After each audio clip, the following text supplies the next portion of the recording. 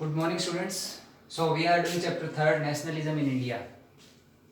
In this chapter we have discussed non-cooperation movement completely from the beginning and how it was call off. Call off का मतलब था बंद होना, रोक देना. So this thing we have discussed about non-cooperation movement. But this was not the last movement which was organized by Mahatma Gandhi. After that, one more movement was organized by Mahatma Gandhi. That was civil disobedience movement. But it was not after same time after non cooperation movement, यानी non cooperation movement के खत्म होते ही ये start नहीं हुआ था. It has taken some time because Mahatma Gandhi has made plan so how it would be successful. इसको कैसे सक्सेसफुल बनाया जाए, इसके लिए इसको टाइम लगा था इसको करने के अंदर. 1922 में नॉन कोऑपरेशन मूवमेंट बंद हो गया था. It was ended or call off in 1922, but after that it was organized in 1929 के लगभग हुआ था ये. तो 1929 के बाद में सिविल डिसओबीडियंस मूवमेंट था. 1922 से 1929 के बीच में ऐसे क्या इंसिडेंट हुए. After that Mahatma Gandhi started this movement that we will discuss today. First is given government of India act 1919. British government has made one act in 1919. 1919 में ब्रिटिश गवर्नमेंट ने क्या किया, एक एक्ट बनाया. What was that act? According to this act, they said that they will conduct the elections, provincial elections. Provincial elections का मतलब क्या होता है कि at that time British government has made two types of states in our country, provincial and princely states. Princely states तो directly controlled by the rulers, king, राजा थे वो करते थे, और प्रोविंशियल ब्रिटिश गवर्नमेंट डायरेक्टली अपने अंडर में रखती थी. तो प्रोविंशियल एरिया के अंदर उन्होंने क्या कहा कि we will conduct the election, हम इलेक्शन करवाएंगे.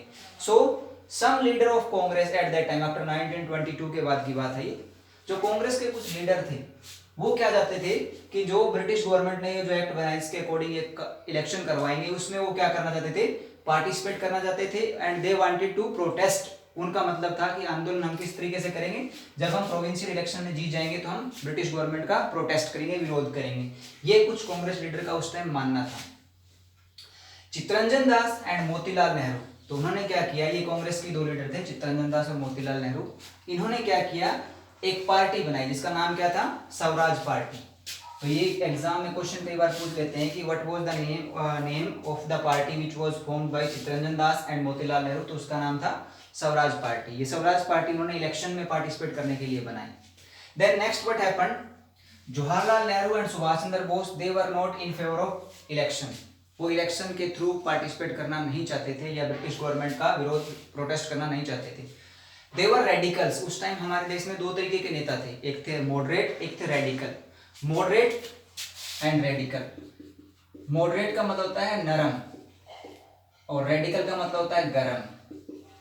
यानी मॉडरेट जो थे वो लाइक महात्मा गांधी, मोतीलाल नेहरू, चित्तरंजन दास, ये चाहते थे कि शांति प्रिय नॉन वायलेंस के साथ में हम क्या करें, अपने इंडिपेंडेंस को प्राप्त करें. बट रेडिकल ये चाहते थे कि जितना जल्दी हो सके हम एजिटेशन के द्वारा, दंगे, प्रदर्शन, हड़ताल के द्वारा क्या करें, अपने इंडिपेंडेंस को प्राप्त करें. तो ये सुभाष चंद्र बोस और जवाहरलाल नेहरू इनसे अलग थे. तो ये दो तरीके की हमारे देश में आइडियोलॉजी थी उस टाइम, मॉडरेट की और रेडिकल की. What happened at that time also, एक और चीज भी हो गई, economic depression in complete world. Economic depression का मतलब होता है कि पूरे वर्ल्ड के अंदर उस समय आर्थिक मंदी आ गई. कब आई, 1926 के अंदर. उसके बाद में कई दिनों तक यह आर्थिक मंदी चलती रही और इसका प्रभाव क्या है, पूरे वर्ल्ड पे पड़ा. तो India was also the part of this. तो इंडिया पर भी इसका प्रभाव पड़ा. तो इंडिया पे पड़ा तो उससे क्या हुआ, agriculture prices fall from 1926. Economic depression आने से क्या हुआ, आर्थिक मंदी आने से जो एग्रीकल्चर के प्रोडक्ट थे उनके प्राइस क्या हो गए, मार्केट में गिर गए. और इसके कारण जो पीजेंट्स थे, किसान लोग थे, फार्मर्स थे, they found difficulty to sell their harvest. Harvest तो मतलब है क्रॉप जो काटने के बाद हम यूज करते हैं. एंड पे देयर रिवेन्यू. अब ब्रिटिश गवर्नमेंट तो चाहती थी कि उनको क्या करें, रिवेन्यू मिले, टैक्स मिले. पर वो टैक्स मिलेगा कब, जब उनको फसलें काटेंगे उसका पैसा मिलेगा तब मिलेगा. बस प्राइसेस तो डाउन हो गए तो उसके कारण वो कहाँ से पैसे देंगे. तो ये चीजें हुई ड्यूरिंग दिस 1922 टू 1927 तक ये इंसिडेंट चलते रहे. अब इसके बाद में British government has done one more thing. उन्होंने क्या किया, 1928 के अंदर इंडिया के अंदर एक कमीशन भेजा, साइमन कमीशन जिसका नाम था. टोरी गवर्नमेंट, उस समय ब्रिटेन के अंदर जो गवर्नमेंट थी उसका जो प्राइम मिनिस्टर थे वो कौन थे, टोरी. तो उन्होंने क्या किया, इंडिया के लिए एक कमीशन बनाया. उसका काम क्या था, to look into the functioning of constitutional system in India and suggest change. उनका मेन मकसद था कि इंडिया में ये सारा कमीशन जाएगा और वो क्या करेगा, जो इंडिया का कॉन्स्टिट्यूशन है उसके अंदर कुछ बदलाव करेगा, कुछ चेंज करेगा। बट थिंग क्या थी कि इसके अंदर कोई भी इंडियन मेंबर नहीं था, ऑल वर ब्रिटिशर। कॉन्स्टिट्यूशन किसका बन रहा है या चेंज किसका हो रहा है, इंडिया का हो रहा है, और उसमें मेंबर इंडिया का एक भी नहीं था। तो उसका जो लीडर थे वो कौन थे, सर जॉन साइमन, इसीलिए इसका नाम क्या रखा गया, साइमन कमीशन। तो जब ये 1928 के अंदर इंडिया में आया तो इसका विरोध किया गया, प्रोटेस्ट किया गया, इसके खिलाफ लोगों ने विरोध किया। क्यों किया, क्योंकि इसी के अंदर कोई इंडियन लीडर तो था ही नहीं, और कॉन्स्टिट्यूशन किसका बना रहे थे, इंडिया का बना रहे थे। So that was the problem, इसलिए लोगों ने क्या किया, इसका प्रोटेस्ट किया। और आपने लाला लाजपत राय के बारे में सुना हुआ है, उनकी जो डेथ हुई थी, उनको लाठियां मारी गई थी, वो इसी के कारण मारी गई। क्यों, क्योंकि he was protesting against Simon commission, और उन्होंने स्लोगन दिया Simon go back, Simon go back, ये नारा लगाया उन्होंने कि Simon go back, Simon go back. तो उस समय जब वो प्रोटेस्ट कर रहे थे तो उनके ऊपर ब्रिटिश गवर्नमेंट ने लाठियां बरसाई थी, उसके कारण उनकी डेथ हो गई थी। लाला लाजपत राय, जो आज पंजाब केसरी न्यूज़पेपर आता है उन्हीं का, उसी के थ्रू वो थे। तो ये साइमन कमीशन इंडिया में आया, तो इसके कारण ये चीजें हुई, ये विरोध हुआ, इसके कारण क्या हुआ, पूरे एरिया के अंदर प्रोटेस्ट आंदोलन चले। तो ये इंसिडेंट यहाँ तक साइमन कमीशन तक हमने डिस्कस कर लिया। अब नेक्स्ट वीडियो के अंदर डिस्कस करेंगे जो नेक्स्ट मैटर है। अभी तक सिविल डिसओबीडियंस मूवमेंट हमने स्टार्ट नहीं किया है।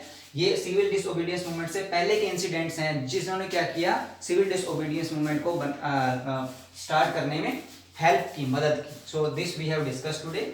You will write down in your notebook also these things and remember these things. Read chapter also, because some things